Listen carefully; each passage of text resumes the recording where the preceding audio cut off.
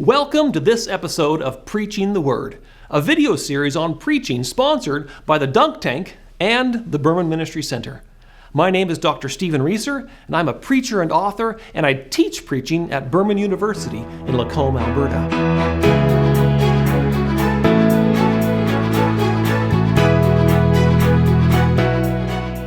In this episode, we look at the final textual sermon structure, the discourse narrative form. This type of sermon is possible when preaching from a biblical narrative. For instance, if your pericope comes from the book of Ruth, you can let the narrative play a central role in your sermon. You can either read your favorite translation of the text, and you'll have to read it well to draw your congregation into the story, or you can paraphrase the story in your own words. You also have to do that well to tell the story in an interesting and compelling manner.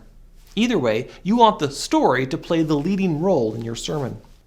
There are several ways to do this.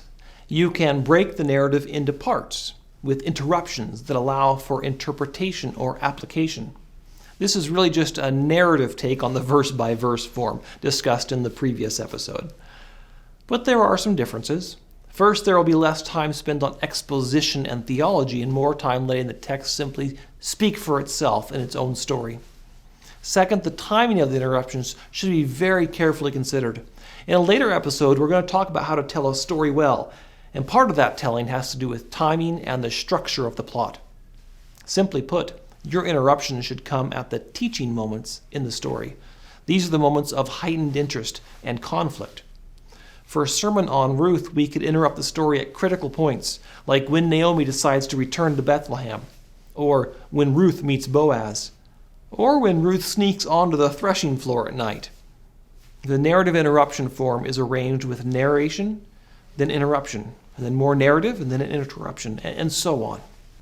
Another way to preach a narrative is to form an inclusio, in other words, to bracket the narrative, with a problem or a question in the first move, an entire narrative in the second move, and then an application of the answer in the third and final move. By framing the story in this way, you can create context to appreciate the story from a new perspective and also to apply the story to a problem or question that's facing the church. For a sermon on the story of Ruth, we could introduce the question, why does God allow good people to experience tragedy? Then we could tell the story of Ruth with a particular focus on how the tragedy placed Naomi and Ruth in a place and situation that led to blessing for them and others. In the conclusion, we could consider how God has brought blessings out of our tragedies. The inclusio sandwiches the narrative between a problem and solution. There are two variations on the inclusio. You may want to either begin with the narrative and then apply it, or begin with a discussion of a modern situation and problem and then end with the narrative, allowing the narrative itself to relate the application. This open-endedness can be effective, but it must be shaped in such a way that the congregation is not confused or uncertain as to the point of the sermon. One last type of narrative discourse sermon is the varying perspective sermon.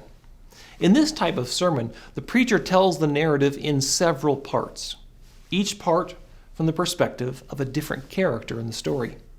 Each perspective is incomplete in its own way until the final perspective is shared, thus bringing a final, new, overarching perspective and ending the sermon.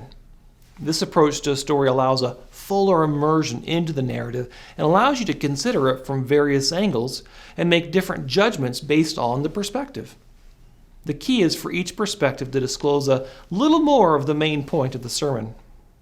For a sermon on the story of Ruth, we might tell the story from Naomi's perspective, and then tell it from Boaz's perspective, and then Ruth's. Perhaps the final perspective the story could be told from would be from the close relative who rejected Boaz's offer to buy the land and marry Ruth.